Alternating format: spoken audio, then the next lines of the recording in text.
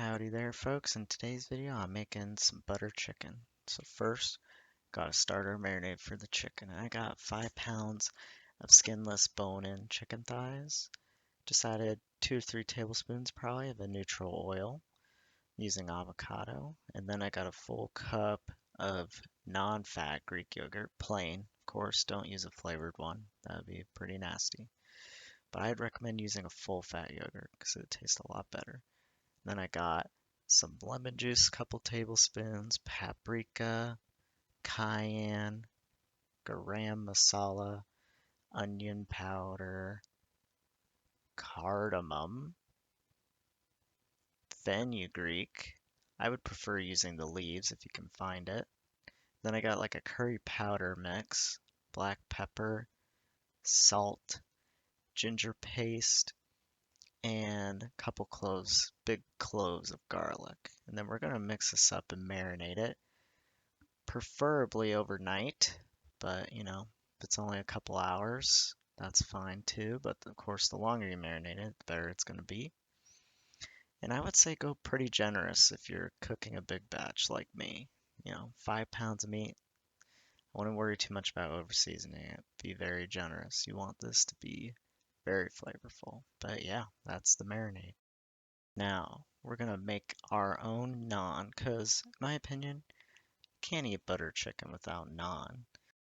I guess you could say it might be called a non-negotiable. Yeah.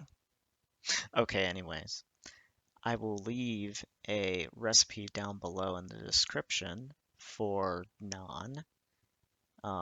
I did kind of go a little off script of the recipe because I added an egg for some reason. Don't ask me why. I don't know, but I did. I guess I thought there was an egg in the recipe, but there isn't. It still worked out anyway, but gonna get your wet and dry ingredients all together. Then I'm using a stand mixer. I'm just gonna mix it up till it gets to a shaggy dough. And yeah, you can of course do it in a bowl, but stand mixer is easier. And then just gonna oil it, let it rest for a couple hours. Now that our chicken, we've fast forward and it's been marinating for however long. Again, the longer the better. I'm gonna just take the chicken thighs, put them on a baking sheet, bake them off. I did I want to say like 400, about 25 to 30 minutes, and then I also broiled the chicken at the end. Try to get a little bit of char to recreate the charredness of the chicken. Can also probably grill the chicken too. That would be really good, but I don't know. Baking it's just kind of easier, so that's what I went with. But yeah, don't have to really worry too much about chicken thighs getting overdone. While our chicken is baking in the oven, let's get started on our gravy here. Now, basically what I did is I took a couple tablespoons of butter, more like probably like half a stick, and then added, the spices that we had marinated chicken in before and toasted these off for a couple minutes. And let me tell you, this might be the greatest smell that I've ever smelled in my life. All these spices toasting off. It is pretty amazing.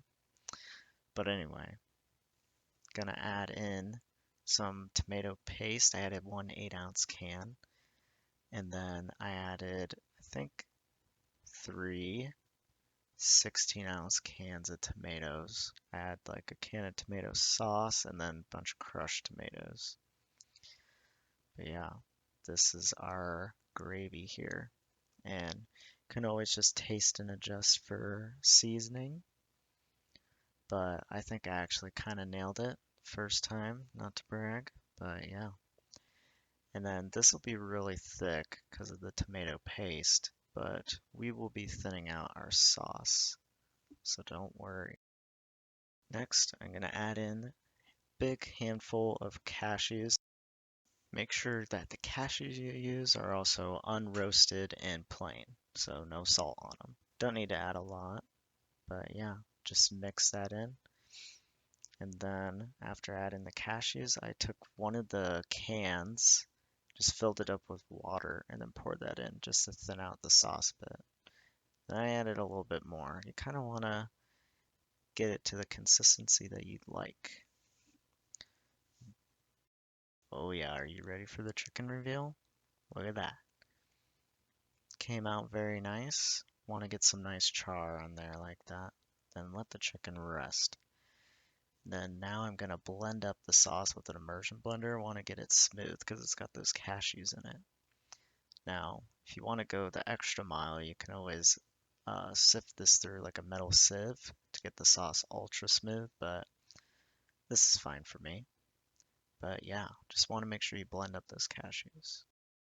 Alrighty, now that our naan has had time to rest, double in size. I think it took me about 2 hours.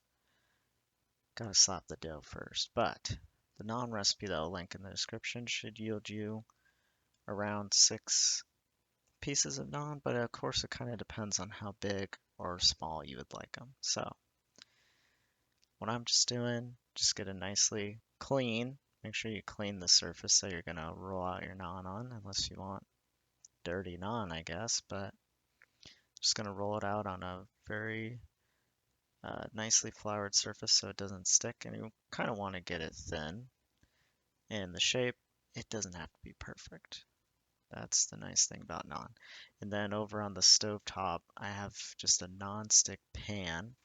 It's just a dry non-stick pan, no oil in it. Just preheating on high heat because we want to get some color on it.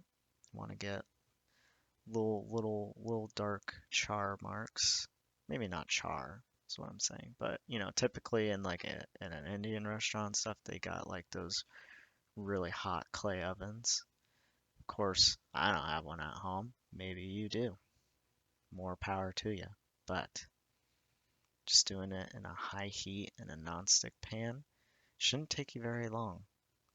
But yeah, when it gets those big bubbles, that's when you know it's time to flip. It won't really take long on the other side.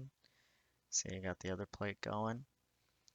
Then just in a pot on the side, I melted a whole stick of butter because this is garlic butter naan. And then just added a couple cloves of garlic, and that's it. Just melted that gently over a low heat, and I was very generous with the butter, which that ain't a bad thing. But yeah, this was really really good. Then you can always of course brush it on. But yeah, use as much or as little butter as you like. I don't see why you would want to skimp out on butter garlic naan. But yeah, real simple. Alrighty, now we're gonna finish up our sauce. So chicken thighs, they've been resting for quite some time. Then all I did was just cut it off the bone and then just dice them up into some bite-sized chunks. Add it to the sauce. Added a couple tablespoons of butter because this is butter chicken. And then we're gonna add the cream. Probably I would say maybe a cup or so. Now I'm using a low fat cream option because that's just what I had available, but gotta be honest, gotta go with the full fat cream. It's just gonna make it taste so much better, but this was still really good. Very good, even with the low fat cream. But yeah, make sure you taste it for seasoning, but that's it. Now, is this traditional butter chicken?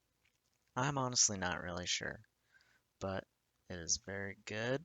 I was very happy with it. This is the first time I ever made butter chicken. So, yeah, just wanted to share the recipe. But yeah, make sure you like, comment, subscribe. Make this for your dog, your neighbor, your friends, your acquaintances, colleagues, everyone.